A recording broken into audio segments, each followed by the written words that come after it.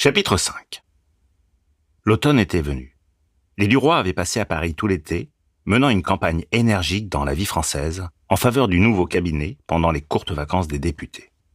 Quoiqu'on fût seulement dans les premiers jours d'octobre, les chambres allaient reprendre leurs séances car les affaires du Maroc devenaient menaçantes. Personne, au fond, ne croyait à une expédition vers Tanger, bien que, le jour de la séparation du Parlement, un député de la droite, le comte de Lambert-Sarrazin, dans un discours plein d'esprit, applaudi même par les centres, eût offert de pareiller et de donner en gage sa moustache, comme avait fait jadis un célèbre vice-roi des Indes contre les favoris du chef du Conseil, que le nouveau cabinet ne se pourrait tenir d'imiter l'ancien et d'envoyer une armée à Tanger, en pendant à celle de Tunis, par amour de la symétrie, comme on met deux vases sur une cheminée. Il avait ajouté « La terre d'Afrique est en effet une cheminée pour la France, messieurs, une cheminée qui brûle notre meilleur bois, une cheminée à grand tirage qu'on allume avec le papier de la banque. Vous vous êtes offert la fantaisie artiste d'orner l'angle de gauche d'un bibelot tunisien qui vous coûte cher. Vous verrez que M. Marot va vouloir imiter son prédécesseur et orner l'angle de droite avec un bibelot marocain. » Ce discours, demeuré célèbre, avait servi de thème à Duroy pour 10 articles sur la colonie algérienne, pour toute sa série interrompue lors de ses débuts au journal, et il avait soutenu énergiquement l'idée d'une expédition militaire, bien qu'il fût convaincu qu'elle n'aurait pas lieu. Il avait fait vibrer la corde patriotique et bombardé l'Espagne avec tout l'arsenal d'arguments méprisants qu'on emploie contre les peuples dont les intérêts sont contraires aux vôtres. La vie française avait gagné une importance considérable à ses attaches connues avec le pouvoir. Elle donnait, avant les feuilles les plus sérieuses, les nouvelles politiques, indiquées par des nuances les intentions des ministres, ses amis. Et tous les journaux de Paris et de la province cherchaient chez elle leur information. On la citait, on la redoutait, on commençait à la respecter. Ce n'était plus l'organe suspect d'un groupe de tripoteurs politiques, mais l'organe avoué du cabinet. Laroche-Mathieu était l'âme du journal et Duroy son porte-voix. Le père Walter, député muet et directeur cauteleux, sachant s'effacer, s'occupait dans l'ombre, disait-on, d'une grosse affaire de mine de cuivre au Maroc. Le salon de Madeleine était devenu un centre influent où se réunissaient chaque semaine plusieurs membres du cabinet. Le président du conseil avait même dîné 2 fois chez elle. Et les femmes des hommes d'État, qui hésitaient autrefois à franchir sa porte, se vantaient à présent d'être ses amies, lui faisant plus de visites qu'elle n'en recevait d'elle. Le ministre des Affaires étrangères régnait presque en maître dans la maison. Il y venait à toute heure, apportant des dépêches, des renseignements, des informations qu'il dictait soit au mari, soit à la femme, comme s'ils eussent été ses secrétaires. Quand Duroy, après le départ du ministre, demeurait seul en face de Madeleine, il s'emportait, avec des menaces dans la voix et des insinuations perfides dans les paroles, contre les allures de ce médiocre parvenu. Mais elle haussait les épaules avec mépris, répétant « Fais-en autant que lui, toi. Deviens ministre, et tu pourras faire la tête. Jusque-là, tais-toi. » Il frisait sa moustache en la regardant de côté. « On ne sait pas de quoi je suis capable, » disait-il. « On l'apprendra peut-être un jour. » Elle répondait avec philosophie. « Qui vivra, verra. » Le matin de la rentrée des chambres, la jeune femme, encore au lit, faisait 1000 recommandations à son mari, qui s'habillait afin d'aller déjeuner chez M. Laroche-Mathieu et de recevoir ses instructions avant la séance, pour l'article politique du lendemain dans la vie française, cet article devant être une sorte de déclaration officieuse des projets réels du cabinet. Madeleine disait « Surtout, n'oublie pas de lui demander si le général Belloncle est envoyé à Oran, comme il en est question. Cela aura une grande signification. » Georges, nerveux, répondit « Mais je sais aussi bien que toi ce que j'ai à faire. Fiche-moi la paix avec tes rabâchages. » Elle reprit tranquillement.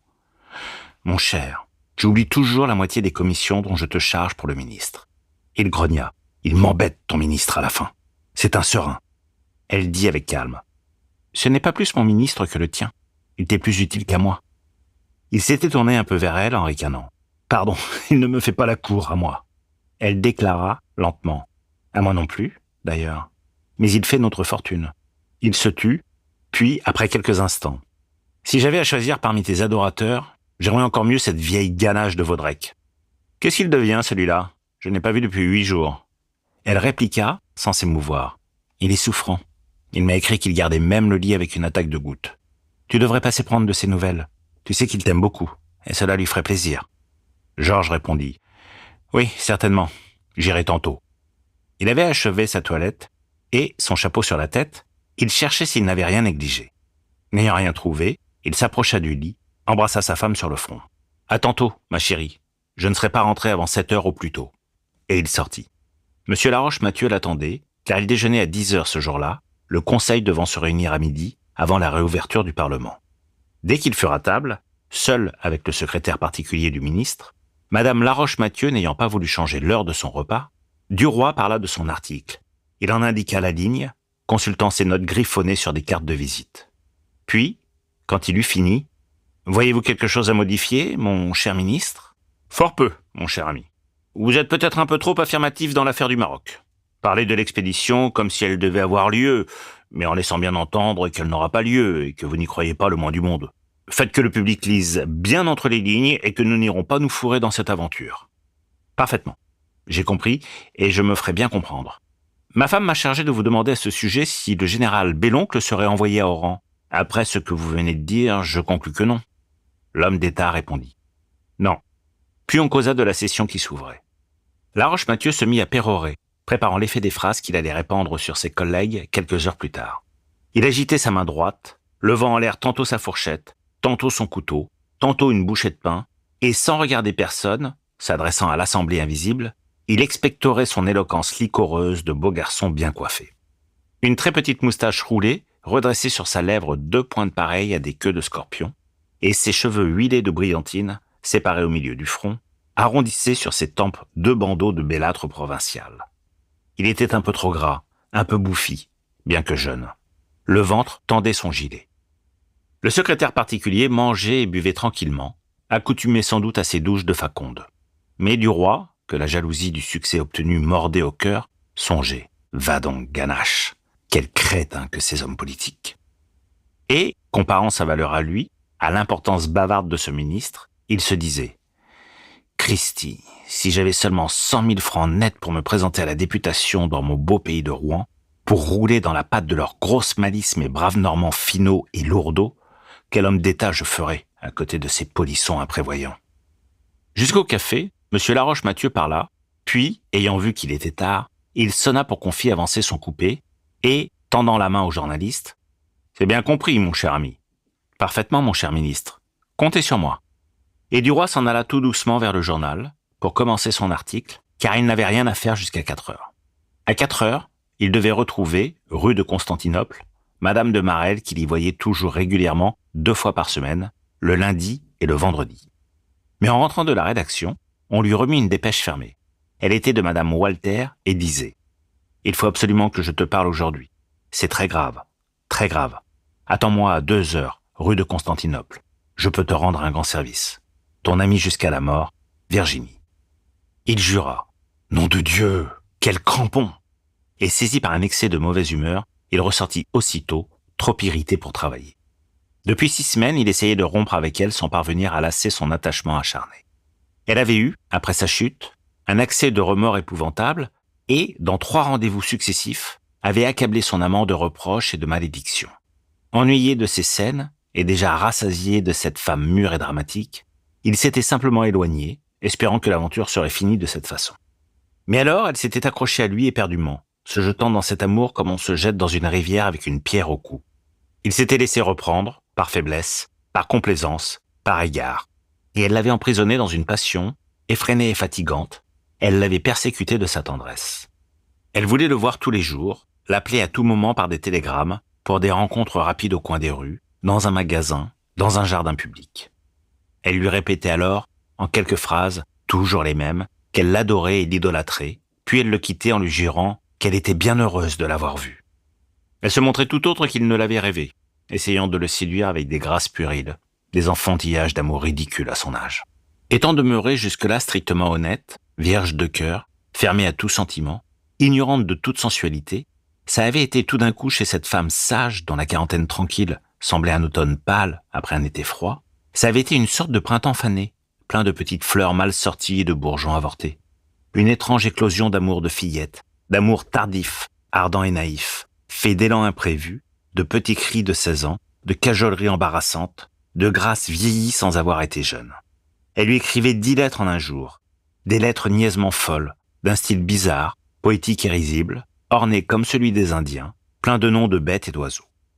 Dès qu'ils étaient seuls, elle l'embrassait avec des gentillesses lourdes de grosses gamines, des mous de lèvres un peu grotesques, des sauteries qui secouaient sa poitrine trop pesante sous l'étoffe du corsage. Il était surtout écœuré de l'entendre dire « mon rat, mon chien, mon chat, mon bijou, mon oiseau bleu, mon trésor » et de la voir s'offrir à lui chaque fois avec une petite comédie de pudeur enfantine, de petits mouvements de crainte qu'elle jugeait gentils et de petits jeux de pensionnaires dépravés. Elle demandait « À qui cette bouche-là » et quand il ne répondait pas tout de suite, « C'est à moi » elle insistait jusqu'à le faire pâlir d'énervement. Elle aurait dû sentir, lui semblait-il, qu'il faut en amour un tact, une adresse, une prudence et une justesse extrême, que s'étant donnée à lui, elle mûre, mère de famille, femme du monde, elle devait se livrer gravement, avec une sorte d'emportement contenu, sévère, avec des larmes peut-être, mais avec les larmes de Didon, non plus avec celles de Juliette. Elle lui répétait sans cesse « Comme je t'aime, mon petit, m'aimes-tu autant ? Dis, mon bébé !» Il ne pouvait plus l'entendre prononcer « mon petit » ni « mon bébé » sans avoir envie de l'appeler « ma vieille ». Elle lui disait « Quelle folie j'ai faite de te céder, mais je ne le regrette pas, c'est si bon d'aimer ». Tout cela semblait à Georges irritant dans cette bouche. Elle murmurait « C'est si bon d'aimer », comme l'aurait fait une ingénue au théâtre. Et puis il l'exaspérait par la maladresse de sa caresse. Devenue soudain sensuelle sous le baiser de ce beau garçon qui avait si fort allumé son sang, elle apportait dans son étreinte une ardeur inhabile et une application sérieuse qui donnait à rire à Duroy et le faisait songer au vieillard qui essaye d'apprendre à lire. Et quand elle aurait dû le meurtrir dans ses bras, en le regardant ardemment de cet œil profond et terrible qu'ont certaines femmes défraîchies, superbes en leur dernier amour, quand elle aurait dû le mordre de sa bouche muette et frissonnante en l'écrasant sous sa chair épaisse et chaude, fatiguée mais insatiable, elle se trémoussait comme une gamine et zézayait pour être gracieuse. « T'aimes tant, mon petit, t'aimes tant, fais un beau amour à ta petite femme. » Il avait alors une envie folle de jurer, de prendre son chapeau et de partir en tapant la porte. Il s'était vu souvent, dans les premiers temps, rue de Constantinople, mais Duroy, qui redoutait une rencontre avec Madame de Marelle, trouvait 1000 prétextes maintenant pour se refuser à ses rendez-vous. Il avait dû alors venir presque tous les jours chez elle, tantôt déjeuner, tantôt dîner. Elle lui serrait la main sous la table, lui tendait sa bouche derrière les portes. Mais lui s'amusait surtout à jouer avec Suzanne, qui l'égayait par ses drôleries.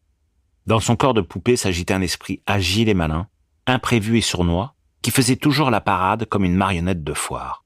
Elle se moquait de tout et de tout le monde, avec un à-propos mordant. Georges excitait sa verve, la poussait à l'ironie, et il s'entendait à merveille.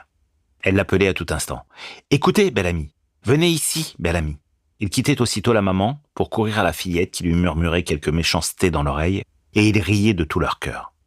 Cependant, dégoûté de l'amour de la mère, il en arrivait à une insurmontable répugnance. Il ne pouvait plus la voir, ni l'entendre, ni penser à elle sans colère. Il cessa donc d'aller chez elle, de répondre à ses lettres et de céder à ses appels. Elle comprit enfin qu'il ne l'aimait plus et souffrit horriblement. Mais elle s'acharna, elle l'épia, le suivit, l'attendit dans un fiacre au store baissé, à la porte du journal, à la porte de sa maison, dans les rues où elle espérait qu'il passerait. Il avait envie de la maltraiter, de l'injurier, de la frapper, de lui dire nettement « Zut, j'en ai assez, vous m'embêtez !» Mais il gardait toujours quelques ménagements, à cause de la vie française. Et il tâchait, à force de froideur, de dureté enveloppée d'égards et même de paroles rudes par moments, de lui faire comprendre qu'il fallait bien que cela finît. Elle s'entêtait surtout à chercher des ruses pour l'attirer aux rues de Constantinople, et il tremblait sans cesse que les deux femmes ne se trouvassent un jour nez à la porte. Son affection pour Madame de Marelle, au contraire, avait grandi pendant l'été. Il l'appelait « son gamin », et décidément elle lui plaisait. Leurs deux natures avaient des crochets pareils. Ils étaient bien, l'un et l'autre, de la race aventureuse des vagabonds de la vie, de ces vagabonds mondains qui ressemblent fort, sans s'en douter, aux bohèmes des grandes routes. Ils avaient eu un été d'amour charmant, un été d'étudiants qui font la noce, s'échappant pour aller déjeuner ou dîner à Argenteuil, à Bougival, à Maison, à Poissy, passant des heures dans un bateau à cueillir des fleurs le long des berges. Elle adorait les fritures de Seine, les giblottes et les matelotes, les tonnelles des cabarets et les cris des canotiers. Il aimait partir avec elle, par un jour clair, sur l'impériale d'un train de banlieue et traverser, en disant des bêtises gaies, la vilaine campagne de Paris où bourgeonnent d'affreux chalets bourgeois. Et quand il lui fallait rentrer pour dîner chez Madame Walter, il haïssait la vieille maîtresse acharnée, en souvenir de la jeune qu'il venait de quitter, et qui avait défloré ses désirs et moissonné son ardeur dans les herbes du bord de l'eau.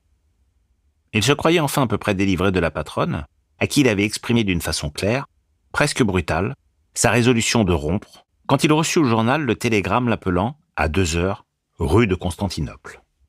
Il le relisait en marchant. « Il faut absolument que je te parle aujourd'hui. C'est très grave, très grave. Attends-moi à 2 heures, rue de Constantinople. Je peux te rendre un grand service. Ton ami jusqu'à la mort, Virginie. » Il pensait, « Qu'est-ce qu'elle me veut encore, cette vieille chouette ? Je parie qu'elle n'a rien à me dire. Elle va me répéter qu'elle m'adore. Pourtant, il faut voir. Elle parle d'une chose très grave et d'un grand service. C'est peut-être vrai.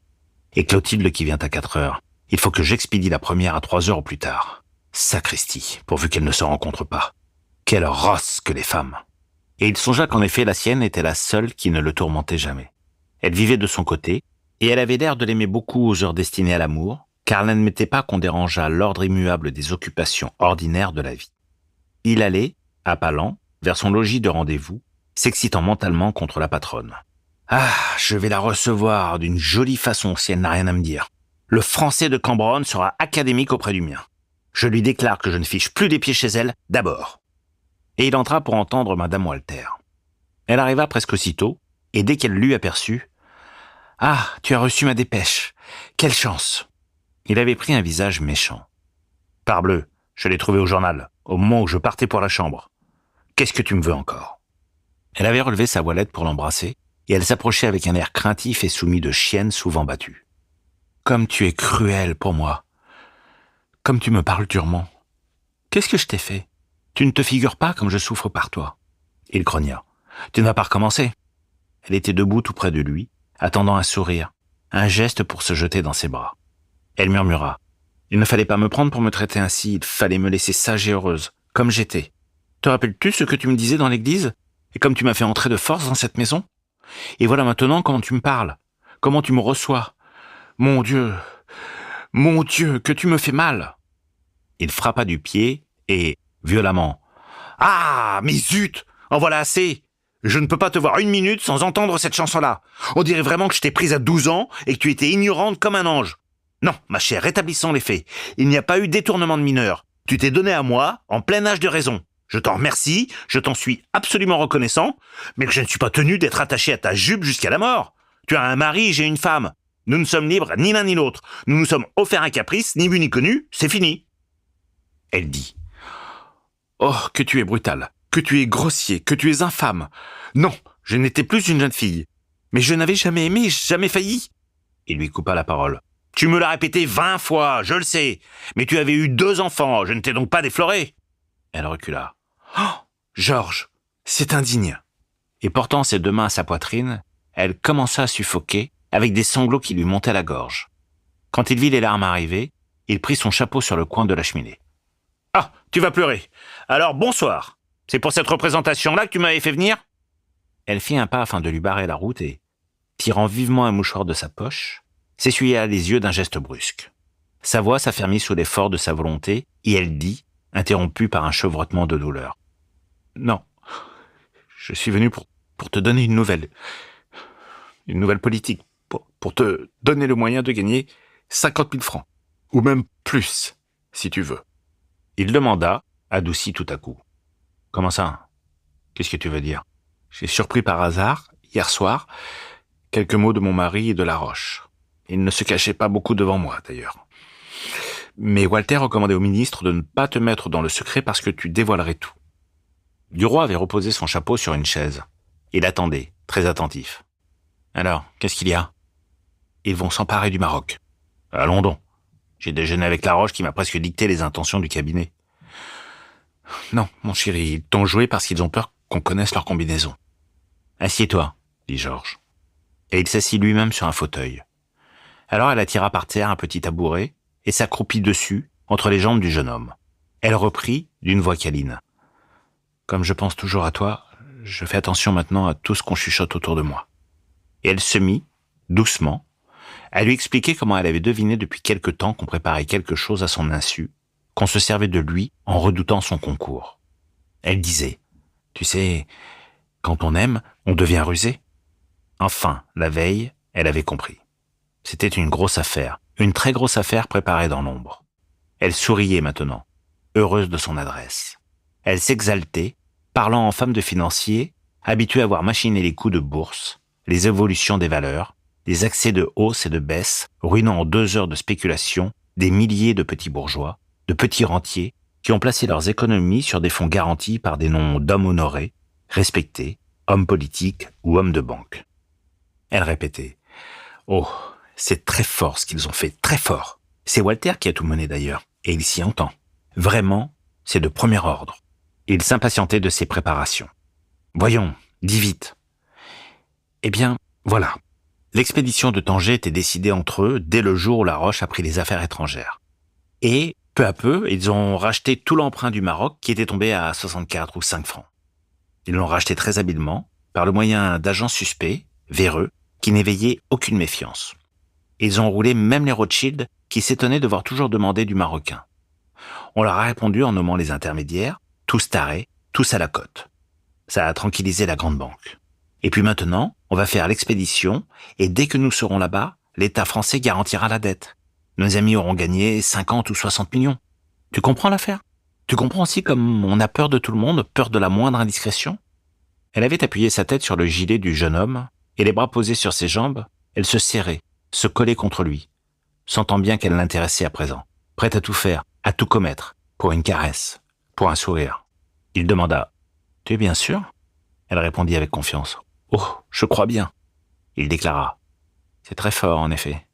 Quant à ce salaud de Laroche, en voilà un que je repincerai. Oh, le gretin.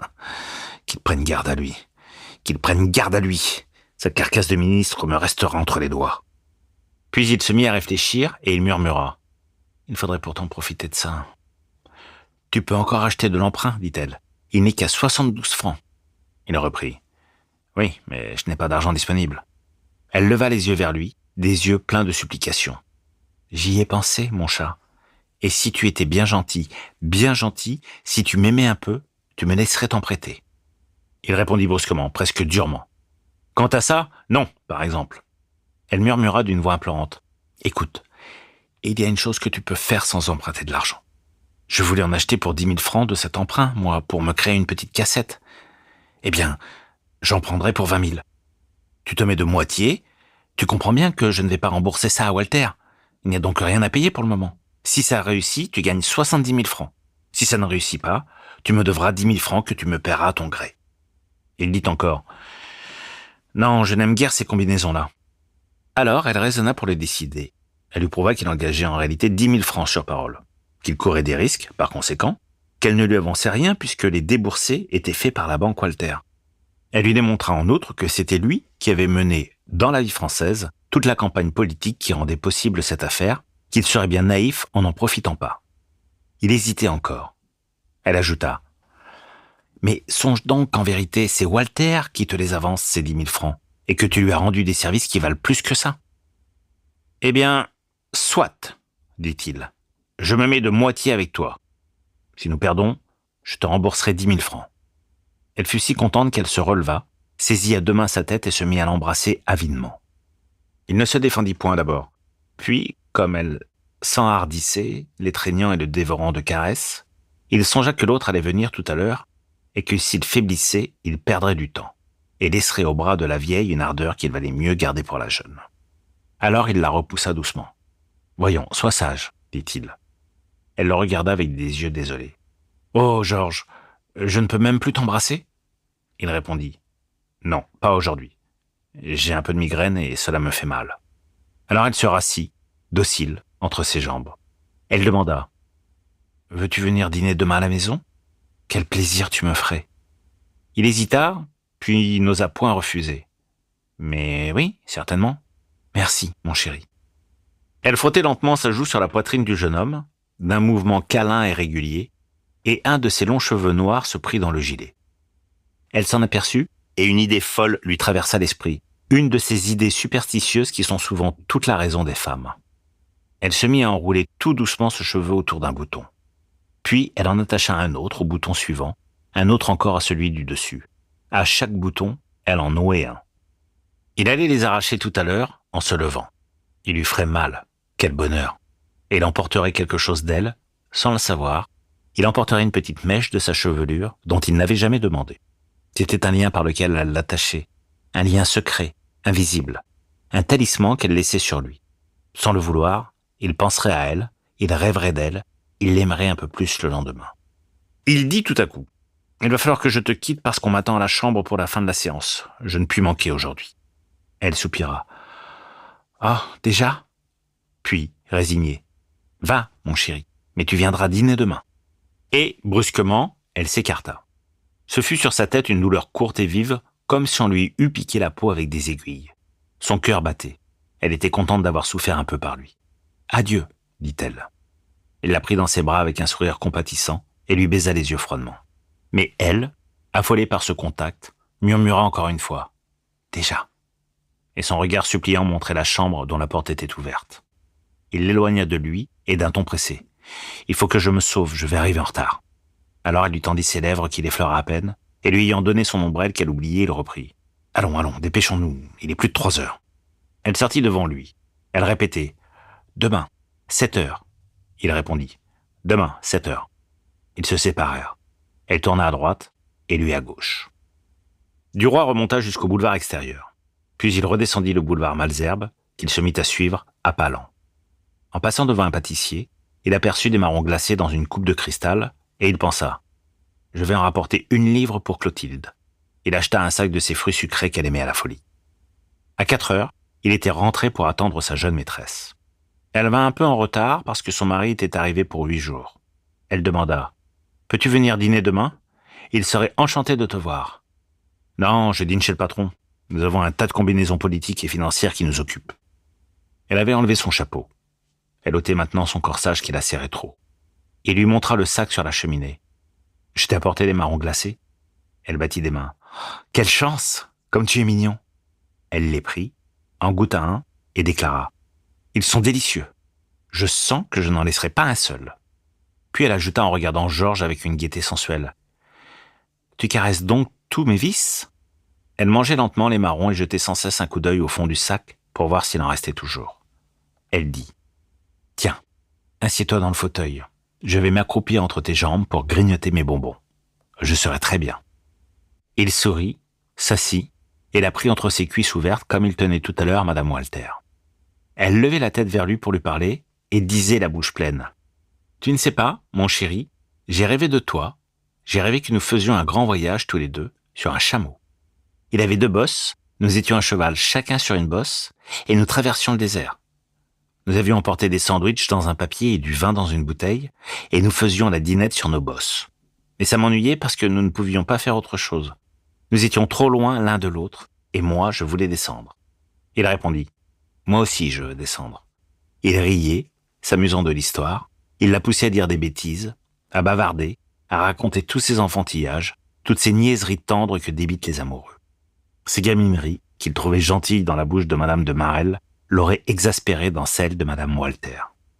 Clotilde l'appelait aussi « mon chéri »,« mon petit »,« mon chat ». Ces mots lui semblaient doux et caressants. Dit par l'autre tout à l'heure, il l'irritait et l'écœurait. Car les paroles d'amour, qui sont toujours les mêmes, prennent le goût des lèvres dont elles sortent.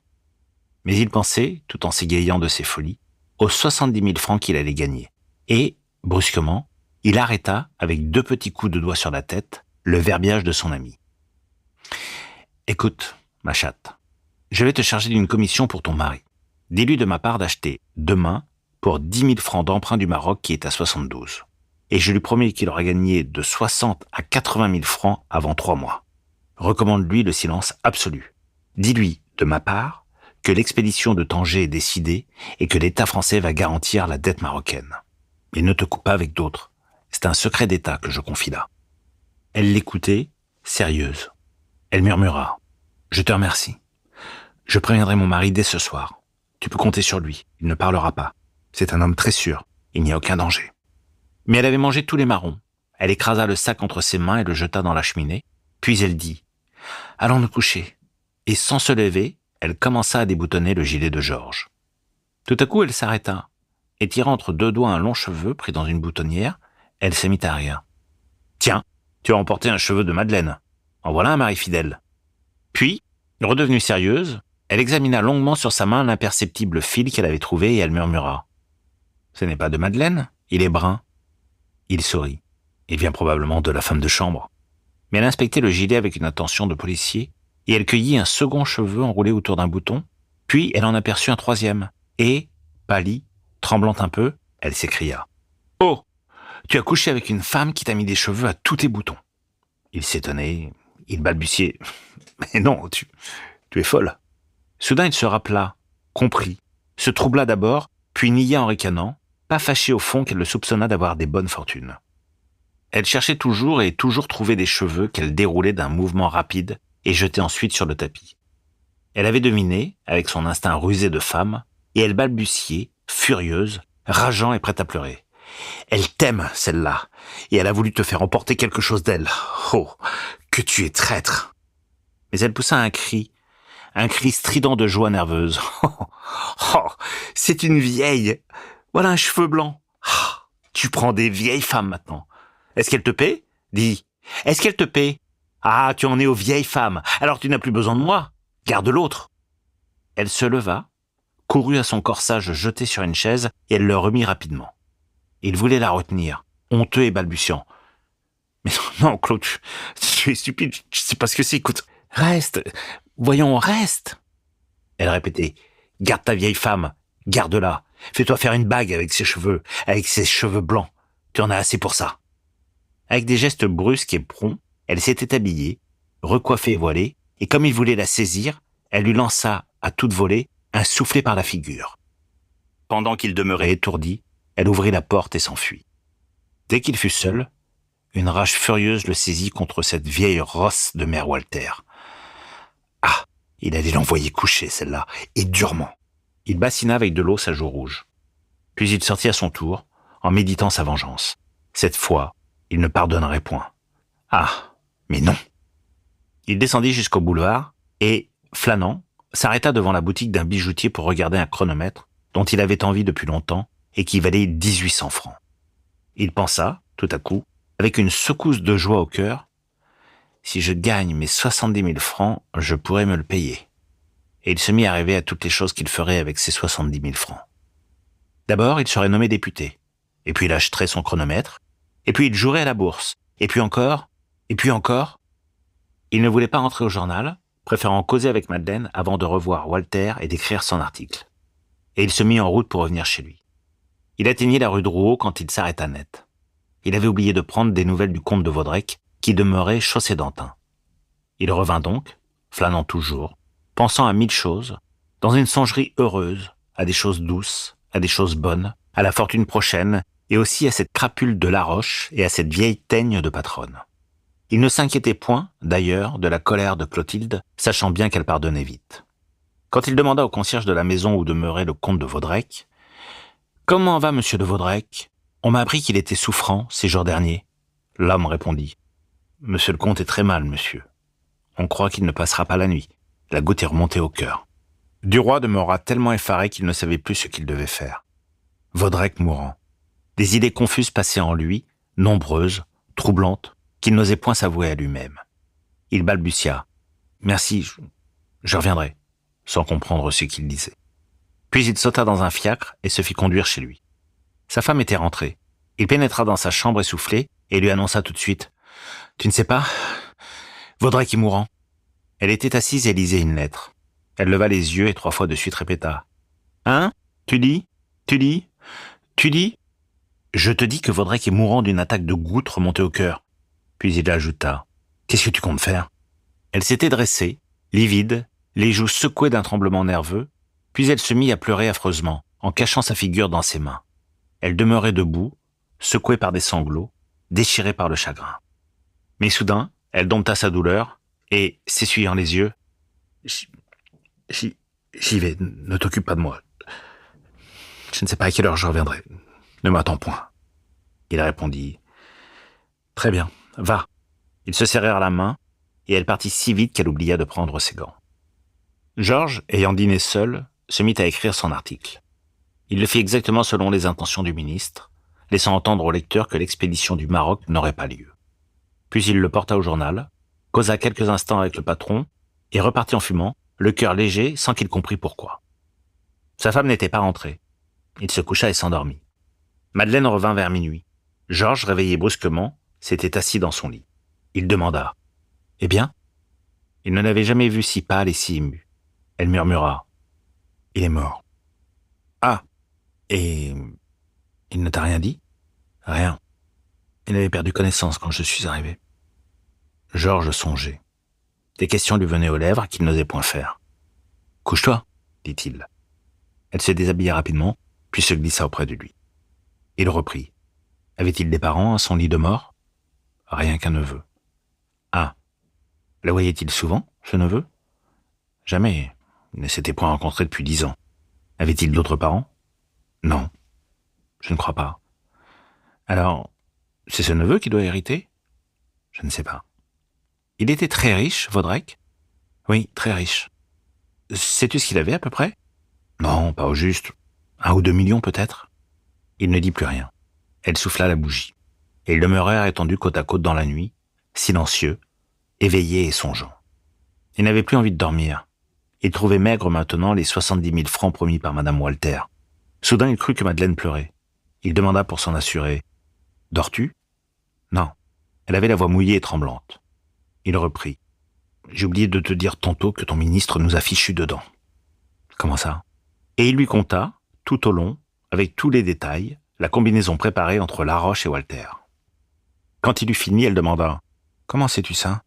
Il répondit « Tu me permettras de ne point te le dire. Tu as tes procédés d'information que je ne pénètre point. J'ai les miens que je désire garder. Je réponds en tout cas de l'exactitude de mes renseignements. » Alors elle murmura « Oui, c'est possible. Je me doutais qu'il faisait quelque chose sans nous. » Mais Georges, que le sommeil ne gagnait pas, s'était rapproché de sa femme et, doucement, il lui baisa l'oreille. Elle le repoussa avec vivacité. « Je t'en prie, laisse-moi tranquille, n'est-ce pas ? Je ne suis point d'humeur à batifoler. » Il se retourna, résigné, vers le mur et, ayant fermé les yeux, il finit par s'endormir.